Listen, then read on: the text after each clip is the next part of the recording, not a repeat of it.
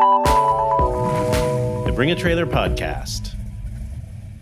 Hello, everybody, and welcome back to the Bring a Trailer Podcast. Alex Porter coming to you once again from Bring a Trailer headquarters in San Francisco, joined by a BAT stalwart, Raffi Minasian, a designer, a prolific BAT seller, a professor of young people, kind of an all-around lifelong car guy, a person who has 2 listings live right now on Bring a Trailer. So we got to dive into all of that, Raffi. But first off, thanks for doing this, and thanks for doing it in person. Well, thank you. It's a pleasure to be here. And it worked out really well because I'm here in San Francisco, so I have the opportunity to come do it in person. It's so much better when we get to do these with somebody like right across from the table, and you even refuse to wear the headset. So we're like really just having a conversation, except that we have these microphones on our faces. Exactly. So Raffi, you've been a BAT user for over 11 years, and I want to know how you found the site and everything, but over 220 listings under your belt as a seller, 2 live right now, like I mentioned, but lifelong car guy too.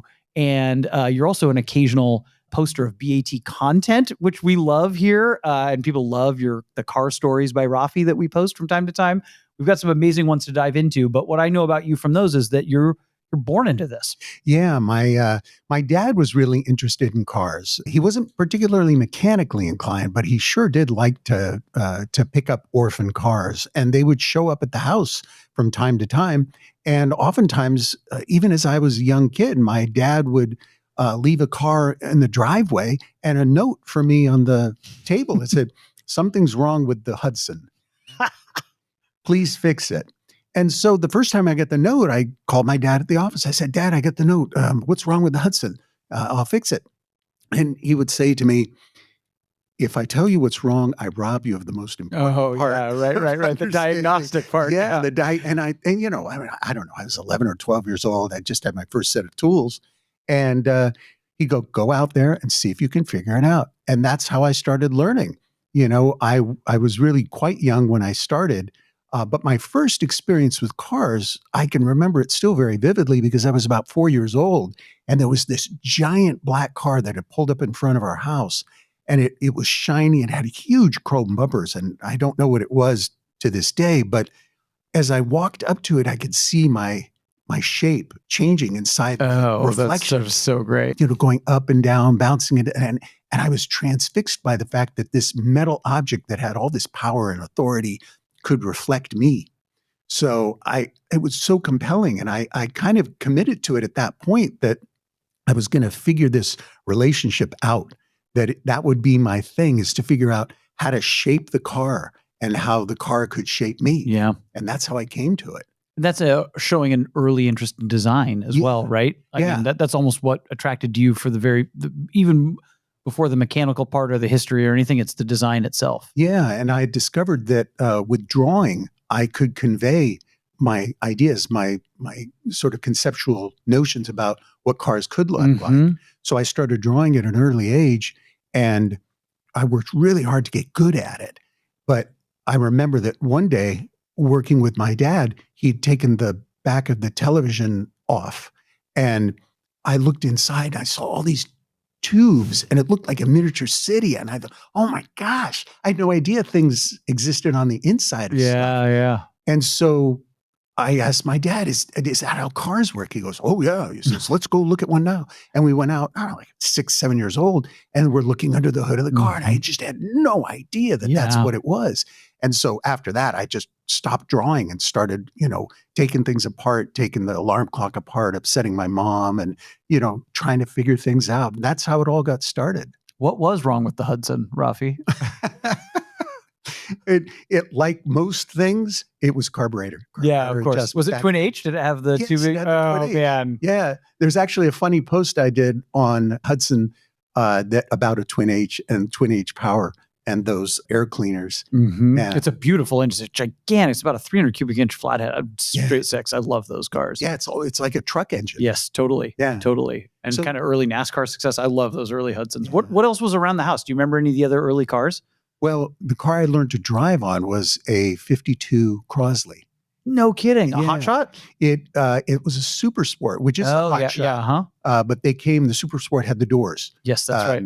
And so I learned how to drive on that. I was so short. My dad took me and my brother to a vacant lot, and he duct taped chunks of wood to the pedals.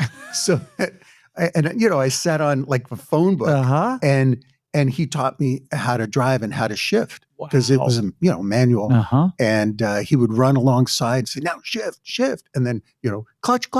And, all that goes. That's amazing. That's how I learned. And my dad was so enthusiastic about anything that involved discovery. And I think that's sort of what infused me with my curiosity about cars, my curiosity about design, how things get put together. And was he an artistic guy too? Was he also drawing and sketching, that kind of stuff? No, nothing like that. He was a lawyer. And he did approach law from an artistic perspective, sort of the philosophical. He was always, as kids, my older sister, my younger brother, and myself, we would set up these mock courtrooms in the house, and we would have to defend certain things. And my favorite was when they started carpool lanes in California, he presented the pregnant woman pulled over from driving in the carpool lane. Is she, within the law, so to speak? And so we would have. Were you on the defense or the prosecutorial side of that one? Yeah, we had. So we do the trial this way, and then you could. So we learned both. And that was sort of. By the way, my dad was a municipal court judge, and I'm almost positive he told me that somebody came in and fought this would have been in the late 70s or early 80s. Fought a Diamond Lane ticket because they were driving a hearse and they had a corpse in the back. Yeah, I don't want to swear to that, but I'm almost positive he told me that story when I was a kid. And I think the idea behind my upbringing was just constant curiosity and a willingness to cultivate empathy with anything that you had a relationship with. And that included objects, because I have a pretty deep object-based empathy for automobiles. Yeah. And I think most of Bringer Trailer folks have that. We're drawn to them for a number of different reasons. And they can be truly transformative in a number of different ways. And that's a big part of how, when I work with young people in the automotive arena, I try to introduce them to the automobile as a vehicle for understanding your life, not just a car, because it can be truly transformative. And I've experienced that with various groups that I've worked with over the years, watching young people find their place, because most young men are three-dimensionally inclined. Yes. But all of that gets diminished when they go through traditional Western-based education. So they don't have the opportunity to really present their way of thinking, because so much of our learning is linear and two-dimensional. And so when they come into programs like this, they're all of a sudden rewarded for their intelligence in that area, and they become completely different people. Yeah. And gosh, I see that happening with my 15-year-old son right now. I mean, he's like, he can see everything in his head, but he has a hard time when he's reading it, and regurgitating it via writing, Right, because, and myself included, I was very frustrated by the linear-based methods of thinking in classroom. And I always wanted to be more creative with things, always wanted to try new things. And, we would have spelling tests, and I tell the teacher, what if we have like 3 different versions of a word? Can we spell it 3 different ways? And, it was just part of, again, from my dad's perspective, having that, anchoring to being creative about things. From my mom's side, my mom was very spiritual and very, what is the earth about? What is the world about? So these two together really came together quite well. Wow, that's amazing. And this is all in Los Angeles, isn't that right? Yeah, I grew up in Southern California. I was born in Anchorage, Alaska. Wow. Yeah, because my father and mother homesteaded, as my dad used to say, as Alaska was first admitted into the Union. So 1959, right? Yeah. And my sister was born there, and then I was born there. And we lived there for a few years and then moved to Southern California. Do you have any memories of that, or you were too young? Too young. Yeah, okay. Yeah. Okay. I've been back a few times, and I love it. It's a fabulous place. And surprisingly, there are some great cars back there. Interesting. We list cars occasionally. What did we have? Oh, we had a SVO Mustang. I kind of have a hankering for an SVO Mustang that was in Anchorage, and I thought how fun it would be to drive it back. But I don't even know if you can. There's the Alcan Highway, but I don't even know if you can drive. It's dirt some of the ways, isn't it? No. Can you drive, or is there paved from? Yeah, it's back in the 50s and 60s, there was portions of it. Right. Okay. That's what I thought. That were. But now it's a pretty safe, straight through drive. And there's places to stop for gas and things like that. But back when my parents did it, they loaded up that Volkswagen van and they had tanks of fuel, they had tanks of water. And true homesteading. Some of the last true homesteading you could do in the United States. Yeah. Absolutely. Wow. And again, that sort of spirit of adventure. Yeah. That kind of thing where, you have a flat tire and you got to take that tire off the rim at the side of the road. Totally. And that's not an easy thing to do. No. Anyway. Was he already an attorney at that point? Yeah. Wow. He was an attorney. So he's kind of an adventurer too, a little bit. Very much so. My mother as well. My mother was an amazing linguist, and she loved playing with words. And so we would always play with words. And that was something really interesting because I would form sentences, as a young kid and start to say things. And she'd say that again, but differently. And I'd say it again. And she'd say one more time, this time poetically. Yeah. And so she taught me how to measure down and just pick the least amount of words to say the thing you want to say. And it's interesting because people do ask me on Bring a Trailer, they'll ask me periodically, I see your posts. And when you post, how do you stay so calm? Yeah. Because sometimes things are blowing up. How do you deliver that? I go, it's very simple. I answer the question exactly as if I was telling my mom. Oh, that's interesting. So I hear whatever the question is, and I think I want to respond respectfully. I want to respond intuitively. And I also want to respond thinking in the back of my head. My mom will say, how will you say that differently? Yeah. How can you say that differently? And what she's saying when she said that to me was, how can you say it in a way that includes everybody into thinking about the answer? Yeah. So, because most people— But also cogent and simple and straightforward too. It's so hard to speak plainly, especially about cars, which are complicated, right? Yeah. It's because you're talking about history, but also mechanical components. It's really tricky to do that. It is. And you never know. I try to be sensitive as to, okay, I look sometimes at the commenter and I'll go back and I'll see their comment history. Okay, this person's super technical minded. Yeah. My response to him has to acknowledge his technical. But it could be somebody who doesn't know anything about cars. And Right. I hate when people disclude people like those. People should be welcomed into our hobby, right? Yeah. People who are just starting out, it's their first collector car or they don't know very much. That's fine. Right. The best person at a car show is a person who knows nothing about what's going on. I love to walk around with people like that because they'll go, why are there mirrors under the car? This is ridiculous. Totally. Are you kidding me? This one has this and this one has that. And why? Why do people care? And it's so interesting. And I learned so much because it causes me to think about it. I go, yeah, why do people care? I mean, it's actually a valid question. You walked into the office, Raffi, and you said, I wish I could sum it up, so I'm going to ask you to say it, but you said you have a bizarre set of skills that's applicable almost only perfectly on Bring a Trailer, like the ability to write, the ability to talk, the ability to know about cars. Yeah, you just take a picture. Yeah, for the most part. And there's no way I could have orchestrated it to all fall into this. It's a bizarre set of skills that somehow come together. I can take pictures, I can make a video, I can talk about cars, I can engage people in an inclusive way, and I can tell an interesting story. Yeah. So those things individually or independently, sure. But I'm not going to be a photographer. I'm not going to be a filmmaker. Right. But I can put all those things together and I can corral them around my passion. And one thing I've learned is that if I'm passionate about something, there's always going to be other people that have similar interests. Yes. And that's been the great thing about Bring a Trailer. The reason why I came to Bring a Trailer in the first place 11, 12 years ago is because I thought, well, this is a great community to connect with people who geek out over the same things that I geek out over. Totally. And that's how it really started for me. And so that confluence of skills just landed on my front door. And one day I thought, as you guys were starting to do auctions, I thought, you know what, I'll give this a shot.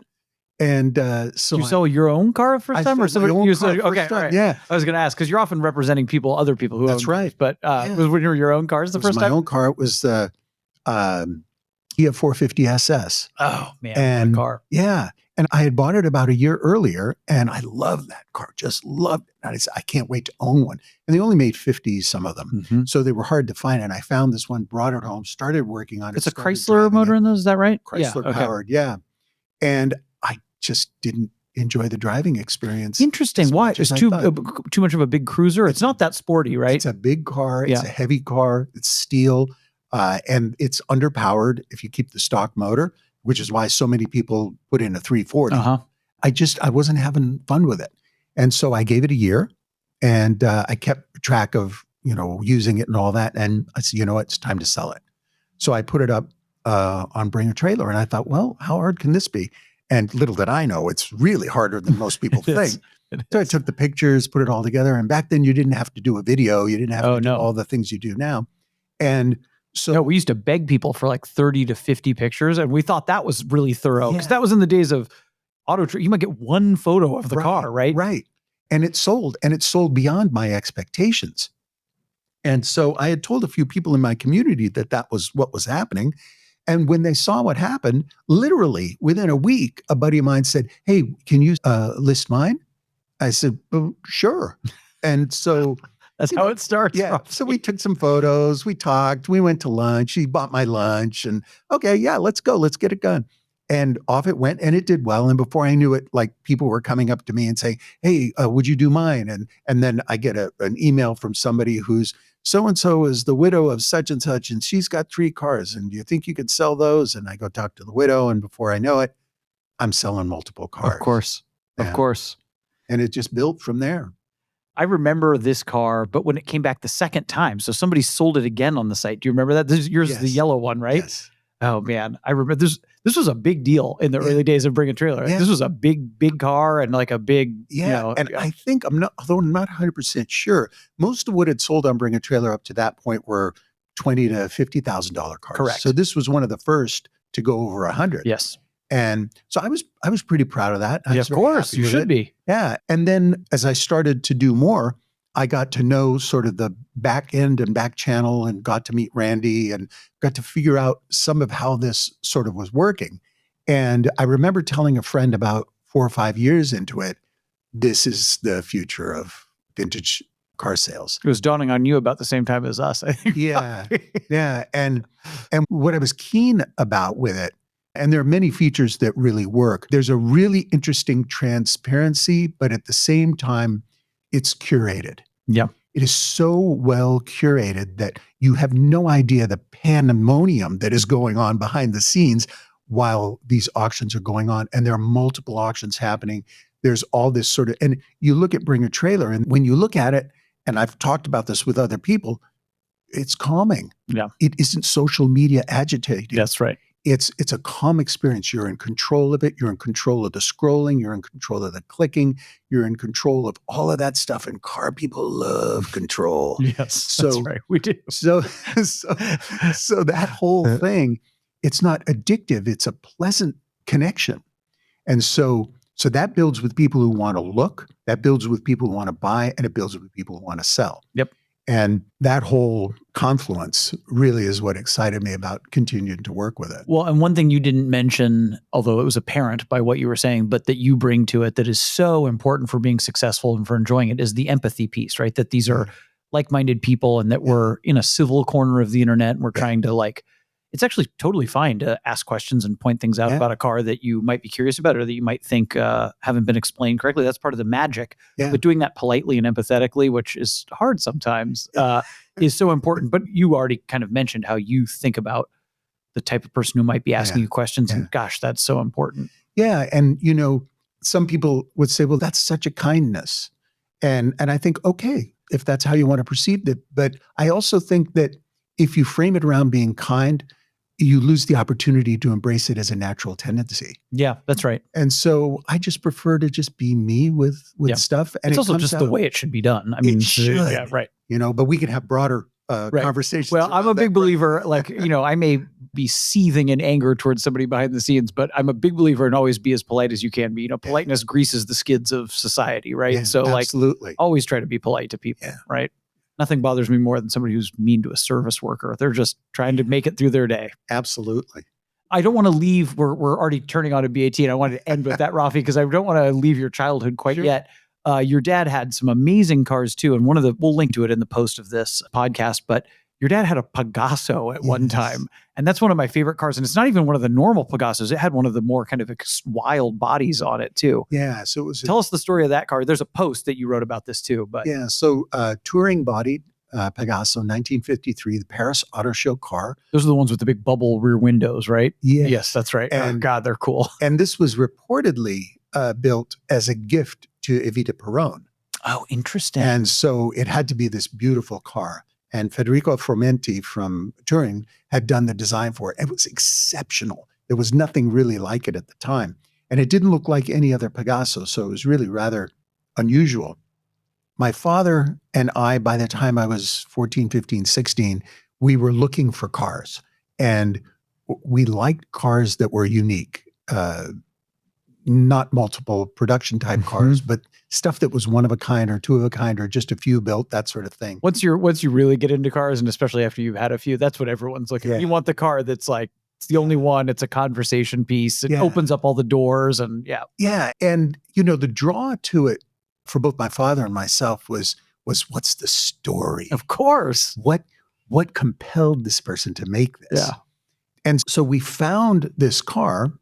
The fellow that owned it, Bill Miller, was completing it to have it go to an auction. And it was going to go to a Christie's auction. Was it already in the United States? Did it already come up from South America? Okay. Bill had imported it. So he'd restored it. And Bill's restoration was an amateur restoration, but it was the best someone would do in the late 70s. And so we tried to buy it before he committed to the auction, but it didn't happen. So at the auction, I remember we were there and my dad is bidding on the car. And I can see at one point, he's looking around, getting anxious and getting nervous. And the auctioneer comes to him and one more time to you, sir. And he goes like that. And I'm like, yeah, good job. Well, way to go, Dad. And he goes, and sold to you. And I look at my dad and I can see this like dread face. And I said, Dad, what's wrong? He goes, that's more than we paid for the house. and I went, uh-oh. So that was like our first big car. And so we brought it home. But the best part about it was I got to meet Bill Miller. And at this time, I think I'm 16, going on 17 years old. And Bill, he had these ideas about maybe making a car of his own. And so when I met him, he said, I'm going to use some of the money to make a car of my own. I said, I want to do a car too. And he said, well, come on over. We'll work on it together. And that started the 5-year process building a Pegaso of our own. No kidding. And so I did the design work. I did the sketch work. I worked with Bill on them. Were you already interested in going to design school at this point? Yeah. Yeah. Okay. Yeah. But I was in high school. Yeah. And so all my days were spent working on that car, building the buck for it and building the fiberglass molds and, learning about how to do 2- and 3-part castings and things like that. It's just wonderful, wonderful experience. And then I started at UCLA.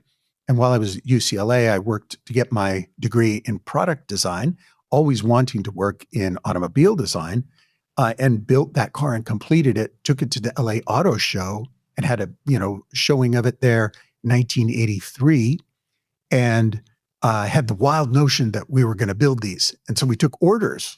12 people had an interest in, and of course it was ridiculous because it was way too prohibitive to build. The best part was I had that experience of making a car. And at that time, the head of Art Center had come to the show and seen, and he's looking at the car and he's trying to figure it out. He said, can I answer any questions? He goes, what the heck is this? I said, well, it's a concept car that I designed and we built. And he said, you designed? I said, yeah. He said, do you have formal training? I said, no. He goes, come to Art Center. Yeah. He says, let's get you some formal training. Yeah. And so that's what I did. Amazing. And that, after getting out of Art Center, I started my professional career. And it's pretty much always been car design, but I've opened up and expanded around that because I'm interested in transportation design. I'm interested in boats. I'm interested in anything that moves. Yeah. And some people have asked me, so toys too, right? Toys as well. Uh-huh. Just anything that has dynamic engagement. And ultimately, toys are that. And the reason I love toy design is because we forget how to be children. Yes, that's right. And there's so much that can happen when you just separate yourself from that idea that adulthood is somehow better. Mm-hmm. It's just really not. Yeah. Because childhood has so much honesty and so much value and so much joy. And it's so genuine. And so I encourage people, I said, periodically when you're having a bad day, just get on the floor and put your head down and look up from a child's perspective. That's what your world looked like before. Yep. What does the underside of the desk look like? Turn upside down and look at the ceiling and imagine if that was the floor and this was, this is stuff you did when you were a kid. Yeah. And that's how creative ideas unfold. It's so important. I have relatively young kids, and so I'm seeing the world through their eyes, and it's reminding me what it was like to be a kid. And you really do lose touch with it. It's a damn shame, honestly. It is. And that's one of the best things about, again, playing with cars. I like cars because they remind me Yeah. of what it's like to love something with there's no substantiation at all. You're a kid and you Correct. don't know why. Yes, Why am that's I right. having such a good time? That's right. It's so much fun. Yeah. You don't stop and go, Yeah. well, let's analyze There's this. actually objectively a lot of problems with cars. And so it has to kind of be a really pure thing. My dad says this to me all the time too. He's also a big car guy. I don't know. I don't know why I like it. I can't help it. And just lean into that. You know what I mean? And it's a magical dreamscape that's there for your adherence, just allow it. And that's one of the key problems people ask me as a designer, what's wrong with modern cars? Why don't I feel the same thing? And I said, well, because they're appliance oriented. It's an appliance. Yeah, that's right. How do you feel about your refrigerator? You never think about, your feelings about the refrigerator, even though it's sustaining your entire family. That's its job. It wants to please you. But it doesn't matter. Yeah. The car, same job, but there's more of an exchange with it. There's more of a visceral sensation with it. And when you although less and less so now, less unfortunately. so. Absolutely. Yeah. And that's why I think vintage cars, people say it's the end of vintage cars. People don't care. People still ride horses. And it's still ride. Absolutely. They still ride horses. They're still blacksmiths. Yeah, of course. There's all kinds of things like that. And it's because people are passionately engaged with the dynamism associated with these things. And mankind, we love the things that we make because we're designed to look at the future. That's right. And so it's okay to be enchanted by this stuff. It's okay to, people say, I spend an hour in the morning on burning a trailer. I go, good for you. That's what you're supposed to do. If it makes you happy. Yes, exactly. It makes the world a better place. And it can, there's connection there too. It's not as great. I mean, we love in-person connection too. So we have events all the time. We're always trying to, the main thing we want people to do is buy these cars and go out and use them and meet somebody, go hang out with a club or something. Right. And that's what's great about the whole field because, okay, you can't afford a car. Well, there's scale models. Yep. So you can get into that world. I spent a lot of time both professionally and personally in that world.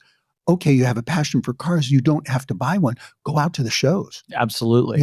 Everybody is welcome at a car show. That's one of the things that's so exciting about it. You'll see all kinds of people from all sorts of walks of life, and everybody's there on this unified umbrella. We all love the idea of being able to move throughout our geography in this magical device. And cars are really incredible in that regard because every material, every system, everything, all comes together in an automobile. When you were designing scale model cars, was that like die-cast metal cars? Some of these get really intricate. I've bought a couple recently. They're beautiful with all the details. So I was design director for Franklin Mint. Oh gosh, incredible. We sold the Franklin Mint 240Z. Do you know that? I think maybe even twice we listed it. Yeah, which was commented on the one that you. Okay, great. Yeah. Okay. Yeah. So were you around when that project was being done? Yeah, I did design engineering. And Raffi, that's wonderful. Yeah, and I did Franklin Mint models. I probably did 75 to 80% of their entire model line. Wow. Because I was design director for 5 years, and then after that, I was contracted exclusively with them for 11 years. Wow. And so I did pretty much all their entire model line. Did you have a say in what was going to be done too? Absolutely. Oh man, what a dream job. And it's funny because you can see, like if you go back, you see where I started, you can see, oh, well, they did a model of the Avanti. They did a model of a yellow Boss 302. Yeah. They did a model, and you just go through them. Those are all Raffi's. Sure. So yeah, and it was one of the best. How about a 450 Ghia? Did you do one of those? No, we didn't. I wanted to do one, but dual Ghia? I hope there was at least a dual Ghia. Yeah. And over the years, I've worked with probably a dozen other model car companies, including the one who does your Bring a Trailer our own models. Yeah. So I've worked with so many of them over the years, and I love scale because, again, it reminds you of when you're a kid. Because when we built those model cars, we had the vision to be able to look inside and get the detail and feel the excitement of putting it together. And I love to be able to take all those parts and turn that box of parts into a it's my favorite. I'm a big Lego guy my whole life, so I love that stuff. Yeah.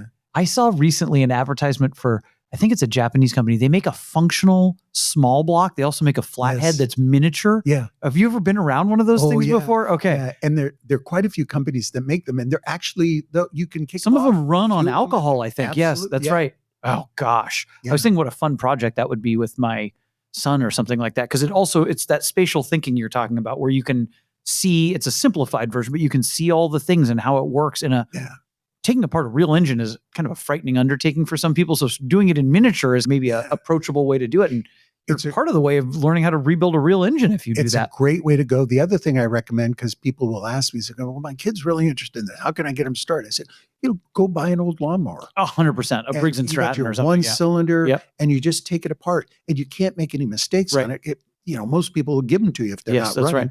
So it's got interesting things. It's got a chain. Sometimes it'll have, it'll have a spark plug. All that stuff is there, and you can take it apart. And you can really do a bad job of rebuilding it and put it back together, and it'll still run. And if it fires, what a sense of accomplishment. Yeah. I'll never forget the first time I did it, and it worked. And I was jumping up and down like I'd, solved world peace. Totally. Did you have go-karts when you were a kid? Oh, yeah. Built several go-karts. Yeah. What part of LA were you in? Santa Monica. Oh, man. Yeah. Okay. Very different era. That's a different place than it was back then. Back then it was just sort of a sleepy beach town. Yes. And so some of the beach cities were a little rough. Like I grew up in the desert of Southern California. Venice was always where you locked your doors and stuff. Yeah, you didn't. There was beach lines. If you went down to the beach, you didn't go past the pier. Sure, because it was sketchy. Yeah, but yeah, grew up and skated back when skateboarding was first starting to get like super popular. Pools? Did you ever skate in pools? Pools, yeah, absolutely. During the drought. Amazing. Yeah, that's how we got started in it. Wow. Because those pools dried out, and people were like, "Don't fill your pools." Of course not. We would hop fences and do ridiculously stupid stuff with stiff boards, those flexible boards had started coming out, and and urethane wheels had just started. Sure. This was the 70s. Yeah. And no helmets, no gear. Of course not. You were mocked if you wore a helmet. Of course. And so you're just banging your head and clutching the pool coping and trying to hang on. You're truly all things mechanical, Raffi. How about boats? Boats as well. Had a Chris Craft. Stupidly bought a Chris Craft wooden hull boat with the idea that that's what everyone says. Yeah, you don't want the wood ones, right? Yeah. We have a Chris Craft live right now that has a hardtop on it that I've never seen before. That's gorgeous looking, like a 50s era. It's a very cool boat, and it's a rare boat with the. I think it's a fiberglass shell. It is a fiberglass shell. Yeah, but I'd seen we've listed a couple Coronados. I can't remember who made them, but they have the sliding top, and they've got like a 50s interior, and I think they're maybe wood on the sides, but fiberglass on the very bottom or something. It's like they're a composite. They're like a mix of fiberglass and wood. Yeah, that's an interesting period too in transportation design where wood had been such a stalwart in the whole construction of cars. And that transition, the post-war transition with the emergence of fiberglass started to challenge people. And you can see this, like, for example, in the Eames chair. A steam bent plywood chair, which was the peak of technology in the late 40s, early 50s. And that transition after, sales they go, oh, we're going to do it in fiberglass. And next thing you see is Eames designs. The beautiful, we have them around our thing. We have the old raw fiberglass ones. They're so cool. People ask me, so I don't know anything about cars, what is this? I said, well, look at anything else. You can get the same experience of understanding by listening to music too. Oh, because you can literally mark in automotive design where music shifts significantly in popular culture, and cars shift in popular culture as well. Because the oral cadence of what happens in our transportation geography is influenced. Of course. Baby Mozart in the carriage, listening to clip, clip, clop, clip, clip, clop, the waltz. And so that 4x4 syncopation of the pop, pop, pop, pop, pop, pop, the train, and then you said, well, where does jazz fit in all that? Well, that's the rural engine, the two-stroke rural engine that is not firing right. So all the plantation workers, all the people that are out and hearing this and getting involved in sort of their cadence is syncopated because they can hear pop, pop, pop, pop, pop, pop, pop, pop. Yeah, pop, pop, man, I've never heard that. It's never heard that before. It's not running right. Yeah, but that's the music that starts to inform, because you hear those and you go back to play with your friends because music is something that you commune by. And you go, well, let me try this for you. And then it's got a syncopated rhythm. You say, well, what's that? It's like this. And ragtime emerges. Of course. All this other stuff comes from it. And so that also sort of is inclusive of that fascination. You see these even fashion prompts come up in the shapes of cars. Of course. The upright grille for the wealthy, because the wealthy stood upright. The workers in the field were hunched. They had hunched backs. They hunched over.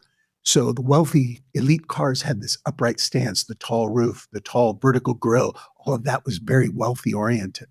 And it isn't until you see the sporting elite where post-war, people are wealthy and they're playing tennis and they're doing things that that does not fit inside the confines of traditional upright wealth. And so then sports cars start to embrace that visual architecture.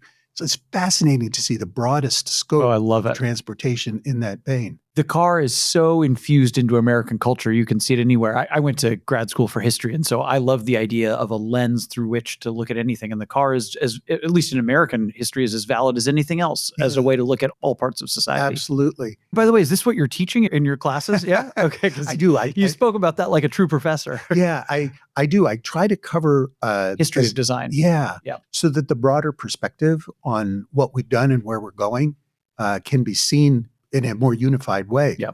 American car design, and this is, I think, one of the most important aspects of American design that often gets overlooked, is American car design is unafraid of popularization. Yeah, that's right. And so it just flooded the market with some of the most unbelievably ridiculous things to be popular. And there they are, these giant artifacts, these ridiculous looking futuramic things, but they're magnificent. They're magnificent in their willingness to just embrace that popularity. I completely agree. I've been having a debate with a couple of friends recently. Is the 50s the best for American, or is the 30s the best? I've boiled it down to, I think it's probably one of those two, right? The late pre-war or kind of early post-war. There's two eras for magnificence.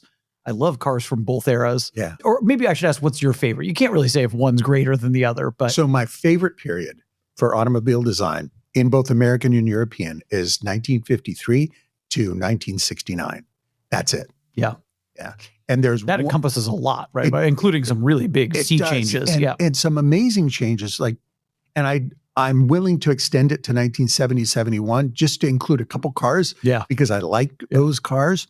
But that's where you see the broadest acceleration of conceptual enthusiasm. And while cars from the 30s have their own unique sort of sensibilities, they were still tame by comparison, even though they were innovative and they were doing very innovative things. When you look at it conceptually from what was going on post-war was an explosion of ridiculously amazing things. And so technology as well as design, it's both, right? Yeah. Yes. And so that period to me captures that. And it also captures an honest competition between American and European design. Yes, that's right. So you see things like the Italians, going, hey, well, we worked on this too. And then the Americans are, well, we're going to work on that. And then the Germans are involved and the English. And then you get an emergence of Japanese cars too. Yeah, right. 60s. And you think, well, what's the Japanese aesthetic? And you study it, you go, wow, there really is one. Yes. And Toyota 2000 GT, my favorite car of all time. That's in your window there, in 1967. Yeah, just one of my favorites. So that's the period to me is 53 to 69, because amazing things happen. Like you look at a 1953 car, and it's a completely different car from 1951. Yes, that's right. Different. Well, still kind of pre-war designs coming back out again in the late 40s, right? Yeah. Like not a lot of innovation until the mid 50s or early 50s. Yeah. Yeah. And you see the leaders, Exner and Earl. No, the first Corvette is stunning, right? Yeah. It's really, I love Corvettes, and I've gone back and back and back. And now my favorite is, in fact, you had one of my favorites of all time. You had a 55 with the 265 V8. That's what's still the original. Yeah. Beautiful. Almost looks like a fiberglass special. It almost looks like a Bocar or a Kellison or something, right? Or a Kaiser Darren. But then when they put the 265 and it's got the big V in the Corvette, oh my God, I want one of those so bad. People ask, why is the Corvette so bad? Because the Corvette has no business being made. Yeah, of course. None whatsoever. It's like a concept car. The Corvette was the same motivation to most of corporate America, to General Motors. It was the equivalent of the American Revolution against the British. And then all of a sudden, boom, it appears and everybody goes, what the heck is that? Totally. Including Zora. Yeah. And, a couple hundred people, and then 1,000. And then they go, well, wait a minute, this is actually a thing. Yep. And it becomes this thing.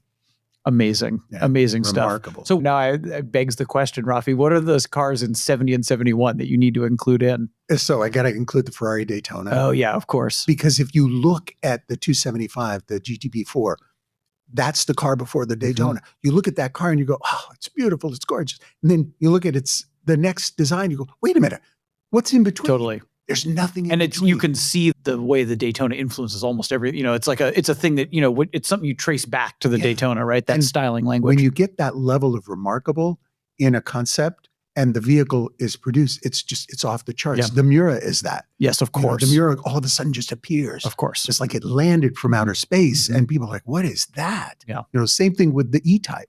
And I think also same thing with the 53 Studebaker, the 63 Avanti. These cars, they came out of nowhere. Yes. And they landed, and so they had no true conceptual genealogy. They just appeared. Yeah. And, they're like the octopus. Yes. No one really completely understands. I just drove my 1936 Cord a bunch the other day, and that's like another car that kind of like there's nothing else, there's no predecessor to that, right? Kind of unique unto itself. Yeah. Now, is that your car? Yeah. I had a 36 Beverly custom. Oh, did you? Oh, wonderful. Yeah. Mine's a kind of a ratty Westchester, but it's the original design. It's got the outside pipes, and we redid all the mechanical stuff so that it drives really well. And I was driving that car almost 90 miles an hour the other day. It's like, it's so modern for mid-30s, almost 90 years old. Yeah. And that's the other thing too that's fascinating about automobiles is the majority of the automotive history is you can make it, you can build it, you can fix it, you can do anything. There's only two things that'll ever go wrong with a car built before 1982. And that's fuel and electric. Yeah, that's right. That's it. That's right. Yeah. That's right. It's so simple. That's the magic. People ask, what's the best vintage car I can buy for my son? I want him to, have it's a 65 or 66 Mustang. Yeah. Because you can do no wrong. Yes, that's right. It's or Volkswagen. Volkswagens are really good for that too. Volkswagens are also very good, but they're a little bit quirky. They are. In that it won't fit. There's a very specific channel for people that love Beetles. And then there's a specific channel for people that love American muscle cars. Yes, that's right. And I think that broader channel opens up all sorts of different other things you can do from there. The Beetle opens up the channel to the Porsche. And it's the gateway drug. It's the gateway. It's the Beetle is the weed to the heroin. Oh, yeah, no, I right. shouldn't say that. No, you can say it. That's fine. My first car was a Carmen Ghia, so I'm very partial to them. And it was a car that was very easy to do things on, right? Like you could buy the dummies book for a Type 1 engine and do a lot on. And so for me, it was a gateway drug into all cars, really, honestly. And see, that's the unfortunate thing about contemporary automobiles is there's no gateway for that's right. a young, interested. You've got to buy him an old car. You got to buy an old car. Yeah. And so in that regard, there's always going to be people that want old cars because there's always going to be a desire to connect with the thing that moves you around like that. Yeah. And to have a sense of it. My grandfather, I would invite him out. Oh, we'll go for a drive. This was many, many years ago. And he would, before he'd get in the car and he would wave his cane, you must check the tires. I said, why? He says, because you must make it roadworthy. And I go, okay. So I'd walk around the car and check the tires. And then it's, and then he explained to me when we got in the car, he says, I never had a car. I had a horse. Yeah. And you learn to bathe the horse. You learn to, when you bathe them, you touch the musculature to see. And he'd go on about all that and look at the hooves and everything and look, and it occurred to me, holy cow, this is all automotive behavior. This of course. Is where we got it. Of course. You lift the hood, you look at the teeth. Of course. Of course. You're checking the tires, you're looking at the hoof. Makes perfect sense. Yeah. Oh, man. Amazing. I'd be remiss if we didn't talk a little bit about your selling on BAT. You mentioned how you found the site and how you kind of got going. How the heck did you get to 225 listings, Raffi? Yeah. That's so freaking many. Yeah, it's quite a few. The surge, of course, occurred in 2017, 2018. I'd been selling fairly, I would say maybe a dozen. The word of mouth is spreading, basically. You said that's kind of how it got going, right? Yeah, and then people started contacting me from my local community. Bainbridge Island. And you're, I was going to say, you're up in the Seattle area. Okay. And surprisingly, Bainbridge Island, if you're a car person, there's an amazing amount of car people there with substantial collections. And so they would come to me and say, do you think you can sell this for me? Absolutely. So that began to grow. And then before I knew it, more people would contact me. And by the time we experienced... Do you ever have to say no? I mean, do you ever get to the point where you're too busy to do it? It's not for busy that I say no. Okay. I will say no if a car is not up to a certain level where I think it should be. Where you feel comfortable representing it, basically, right? Yeah. Right. Okay. And what I'm looking for... Some of that is the person too, obviously. Yes. Right? And I'm not arrogant about the condition. I don't mind a car that's a project car. I will sell project cars, but I want that car to be honest. Yeah. And you want to be able to speak factually about it confidently. Yeah. So sometimes I do say no. Yeah. And sometimes I'll tell someone, I say, look, this car needs a little bit more work. It's worth $50,000 if you get this done. Yeah. We get this done. You get this done as well. And sometimes people say, well, I don't have the money for that. And say, well, if you're not going to do that, we should at least do these things. Yep. And it'll return. So sometimes these things take a little bit of time. Of course. But during the pandemic, as you know, I mean, our business exploded too, obviously. Things went nuts. Yeah. Because, and I explain this as well to people, that your classic car will never give you COVID. Yep. And so people would wake up in the morning and, well, you can't go anywhere. Go for a drive. Let's go for a drive. So you're going, all of a sudden, you're in your 68 Mustang and you're having a good time, and you come back and you think, you know what? I always wanted a Shelby. I'm going to, amp it up and go get the Shelby. Yep. So now the 68 Mustang needs to be sold and the 68 Shelby needs to be bought. Yes, that's right. So that's where Bring a Trailer comes in. And you can't go to a dealership at that point. Right. Yeah, we were awfully well positioned for that. Yeah. For that. So that it exploded. And before I knew it, I was doing 25, 30 cars a year. Jeez. And then that started building up to where it really occupied me, to where I had to build a system to manage it. So I started to put together some methodologies associated with it, a shot chart, video standards, so that I could, okay, it's only going to be 3 minutes. It's only going to be this. Mm-hmm. Otherwise, you just go nuts. Yeah, that's right. And so build things into a framework that makes sense from a time commitment. And then also it makes sense to get the person's car listed as soon as possible. So I built some framework for that and tried to stick to my scripts on various things. And that's where it's been. And like this year has been a very, very strong and building year, because along the way, I've also heard from dealers. Of course. Dealers have asked me, can you help me with my listing? Can you help me with, how do I do this? How do I get on Bring a Trailer? So I've helped do that for folks. I've helped purchase cars for folks as well, and helped guide them on their bidding on the phone. Mm-hmm. No, not yet. Now. And, that kind of thing. And you pick your number and pick your car, that kind of stuff. And then, of course, building the backup network to that. I have to have transport people available. Of course. Because people are always curious about that. They want to know this. And of course, I have to be an expert on every vehicle. And to do that, I have to keep copious notes on all sorts of cars. And I frequently update them so that I can pick what I call the hot spots. So the hot spots on, for example, a Z28. 68, 69 Z28. Here are the hot spots. Yep. Everybody's going to need these. You got to get Here's these. what people are going to ask about. Yeah. Here's what you got to know for sure. And what do you show at first? And what do you continue to pepper in slowly through the week of the auction to keep your audience engaged? So those kinds of things turned into, methodology. And I like a good methodology. It makes me very happy to see things work well. I can tell. Yeah. Actually, that's a good segue into another thing that we should talk about before we close out here, which is your kind of ongoing teaching. You teach here in San Francisco, which is why you're down here at the School of Design. But then you're also very focused on mentorship of designers coming up. And now that we've talked about your story more, I understand why, right? You're paying forward some of the mentorship you got when you were young. Yeah. And, my frustration with traditional Western-based education is that there's very little, and there's even less now. It's hard to get a music program. Yep. Auto shop, which was like such a lifesaver for me when I was in high school, and they're not investing in that. No, and it's unfortunate because these kinds of skills are directly transferable into real life. 100% problem-solving skills. When you work in a shop, the best part about a shop is that it begins with discipline. You have to understand this machine is going to eat your hand. Right. So you have to pay attention. And then you can create this thing that rewards you for having paid attention. And so as a young man or woman, but it typically does skew more towards young boys, they get lost in the educational world when they can no longer kinesthetically exercise their thought process. So they have to move. They have to move. You see kids fidgeting, their legs are going, they need to My move. legs fidgeting right now while we're talking. Yeah, totally.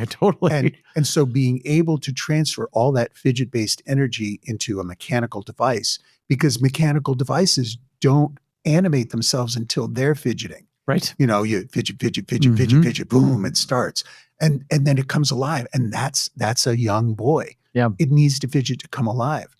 So I work with young people and I try to unwind their anxiety and their tension associated with not being able to succeed in traditional schools. So I put them in front of mechanical objects, talk and encourage that. And I work with kids. There's a group up in Marysville. You're doing this at the high school level, is that right? Or even younger? I do it in the K through 12 level. Okay. Introduce young kids to it, give them confirmation around weird things like drawing. I go talk to kids in schools and I'll bring drawings and talk about car design and things.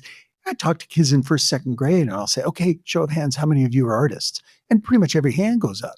You get to 7th, 8th grade and no hands go up. Right. And there's one guy nudging another guy, dude, you can draw. Yeah. He goes, shut up. Yeah. It doesn't want anybody knowing that they draw. And so drawing is that sort of opening to expressing your creative ideas, and the fact that you can draw in 3-dimension, it's a sign that your learning modality is 3-dimensional. Same thing with music. Musicians have oral learning methodology, but very little of that is in school. Kids who are musically inclined, they'll listen to a professor lecture and they can remember all sorts of stuff. But if they have to read a book, they're gone. Right. They'll get 3 sentences in and they'll go, what am I doing? Yeah. So Western-based education doesn't necessarily reward these things. And so a lot of people get left behind, a lot of very, very smart people. And it's unfair. So my job is to try and capture those young people and reassure them that there are places for them to exercise their intelligence, that the world is filled with objects, automobiles, airplanes, boats, all kinds of things. And the more you think about those methodologies, the more you think about how you can actuate in those worlds, the more you can solve any problem out there in the world. Any problem. Oh, that must be a rewarding thing to do. It's very rewarding. Even if you just get a kid here or there, it must be amazing. Right? Yeah. And like you see, you only need a couple of them. And in 2008, the Marysville superintendent of schools, they awarded me Teacher of the Year because of my contributions to this particular charter school that had an automotive-based program. And I helped build a curriculum to teach them all the math, all the English, all the history, all of those things with automotive subject matter. Oh, gosh. And so we brought in clay models. We talked about restoration. We talked about how restoring a car is sort of that outer example of restoring yourself and learning to understand that certain parts of you are subject to neglect. Yeah, of course. So young kids who get neglected by their parents, who are neglected by the system, they are that car. And how can you restore yourself as you restore that car? Oh my gosh. And boy, like on a selfish level, we need those people out in the automotive industry. I get worried about that. Who's going to fix my cord in we need them in every 50 industry. years? You know what I mean? In every industry. That's actually, that's correct. Yeah. People who are thinking creatively and who can solve problems in different ways. Yeah. No, you're totally right about that. Yeah. And that's the magic of cars. That's the magic of the community around cars. That's the willingness of people who are comfortable with play. Yeah. And ultimately, when a kid is engaged in car stuff, it's work. They are working, but they don't think of it that way. Yeah, that's right. And they're also exercising their intelligence at extremely high levels, but they don't think of it that way. Yeah, well, it feels intuitive if their brain works that way. When I went and spoke at McPherson College is the college that has the only 4-year accredited graduate program in restoration. And we work closely, the Piston Foundation, we work with them a lot. Yeah. They give scholarships to a lot of kids to places like McPherson and schools where people can learn these skills. I remember the first time I went there, I just thought, oh my gosh, I wanted to go there. Totally. I already have a background. So I spoke to the kids about design. I talked to them about how design is a key part of restoration and how it's a back and forth, and understanding what the designer was looking for in shaping the metal and unifying all of these components into something. As a judge for car shows and things, you look for that premium, that pinnacle where you can see that all of the excellence has come together in that. And it's so rewarding to be able to see it at that level, Amazing. especially with the young kids. Of course. One last thing we should talk about, Raffi, before we break is the trailer you sent me and your kind of other thing that you're pursuing. We've actually, it probably won't surprise people now after they've heard you talk about what a Renaissance man you are, but you are also an actor, and you sent me a trailer for, is it a pilot or is it a whole series that you've done? It's a pilot. And I was laughing my ass off. In particular, the role you were playing, which is probably something you're familiar with, kind of sleazy used car lot guy with the Bluetooth piece. Yes. Have you always been interested in performance and acting, or is this something new for you? Well, I've always liked performance. And in a way, teaching is performance, design is performance. Musicality, of course. And I also enjoy comedy. I enjoy a good laugh. And so I began working with a partner as we wrote this sitcom. And the whole thing along the way was like, well, let's do this. Well, let's try this. Let's see what happens next. Were you doing it for grins, or what was for fun. Yeah, okay. And then we thought, well, maybe we could make this. Yeah. And so we put it out there, and we got funding. And so we built the pilot. And then we tested it with audiences, and I did the table read for the character, and everybody filled out their forms, and they said, have that guy play Tony. So I played Tony, the smarmy used car You had guy. most of the laugh lines in the trailer that I watched. And Tony gets a lot of hits when we do tests and we do screenings and things like that. So it's been a hoot the whole way, and we've won some festival awards with it and had a great time with it because, again, it's completely outside my main wheelhouse, but at the same time, it reminds me of that, the magic of what my mom and dad really encouraged me. It's just be curious, continue to be empathetic, enjoy the things you do, because, it's a really astonishing thing when you think that we get to live this kind of life. My gosh. You're an inspiration to me. You're inspiring me. I mean, with all of this, and what a wonderful outlook on life. Tell people the name. Does it live somewhere? Can somebody stream this? Or can they watch it? You can look at it. It's a Lot. Is the name of it. It's a used car lot. Yeah. And they can find it online. You can put the link in. Yeah, we will put the link in. Yeah. And so there's a preview. The full episode is not available because we're still holding it for hopefully to get some support to build the entire series. And if it doesn't get picked up by a streaming service or a network, we'll put it together as a YouTube series. Great. So would love that. Well, we'll definitely put a link in. I want people to watch the trailer. What else should people know, Raffi? What are the parting shots? What should people know about what's coming up in your world? Well, coming up, I've got 2 listings on Bring a Trailer. Heck yeah, you do. A lot of fun. They'll be closed by the time this is live, but maybe you'll have another one. I'm working on a couple of custom builds for clients. Interesting. Anything you can share? Not yet. Okay. All right. So I still do that work. I also do projects that take sometimes 4 or 5 years to completely reconstruct and recreate vehicles that have, either been lost or completely redid. And so I continue to work on that. Some of that stuff will be coming out hopefully within the next 2 to 3 years. Wonderful. Yeah. And then, I guess the parting thing would be to encourage people, if you're into cars and you have a passion about cars, get out there and share it. Talk to people, get enthusiastic about it, and ask yourself why it matters. Yeah. Why does it matter to me?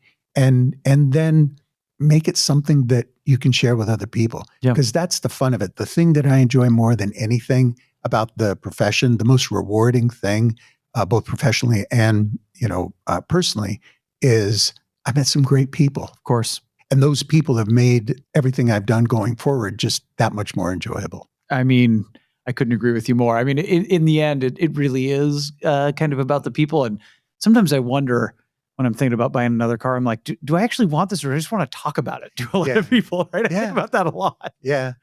Yeah, I completely relate to that, especially building scale model. I used to, of course, work for 6 months to a year on a scale model. And I think, gosh, I really want this car. I really want this car. I should go buy one of these cars. And then I'd be finished with it, and it would go to production, and I'd see it. Okay, what's the next one? Yes. Oh, yeah, 100%. Some of my favorite cars are the memories I have of them and the photos, and I actually don't want the car back. It's just thinking about it, being able to talk about it with people. Yeah. I equate it sometimes to when you have that one band that you really love listening to, and you listen to their records, and you have great memories, and you go, oh, they're playing live, and you go hear them live, and you go, oh, that was a disappointment. Totally. Never meet your heroes. Isn't that what they say? So I can't wait to buy that Shelby, and you get it. It's like, oh my gosh, what was I thinking? Oh gosh. Not that there's anything wrong with a Shelby. No, I want one badly. We could talk about that They're great offline. cars. Love Shelbys, love Cudas, love all of that stuff. And again, people will ask, what's a car you'd never own? And I go, I think I'd pretty much own. Never say never. I think this is part of why Bring a Trailer has been successful, but it's certainly how I feel too. I like all of it. Like you can get me excited about things I never thought I would have been excited about, and particularly if there's a story behind it or an interesting person that's, you were talking earlier about automotive passion. Passion is contagious, right? Yeah. So if somebody gets excited about, oh God, I was watching a video the other day. Oh, the really early Citroen 2CVs with like 12 horsepower and wicker seats. Yeah. Somebody was talking about how much fun it is to drive them around. I'm like, and it's not a car I ever thought I'd be interested in. All of a sudden I'm like, gosh, should I go out and buy one of these? that is what they had a couple of weeks ago. They had a convertible Yugo. There you go. I never even heard of that. Where did it? Who did it? How did it? And you go, wow, look at that. Or anything by Malcolm Bricklin, for goodness sakes. Of course. It's like you just look at the whole thing, the history, the stories, and then the micro stories that go with the people that have owned them since. Of course. All of that stuff is just fascinating. Yeah. Fascinating stuff. It's never ending. Never ending. There's always something. I think about like the idea, the metaphor of the trailer. You bring a trailer. The trailer, it's only empty for a short period of time. That's right. And eventually something's on it. Yeah, you can't help yourself. Yeah. Well, what a treat, Raffi. Thank you for coming in. We may have to do another one. There may have to be a part 2. We barely scratched the surface, I feel like. I'm happy to do it. I appreciate it. And I've enjoyed it very much as well. Well, what a treat. And thanks to all of you for listening. As always, please feel free to send feedback, questions, concerns to podcast@bringatrailer.com, and we will catch you next time.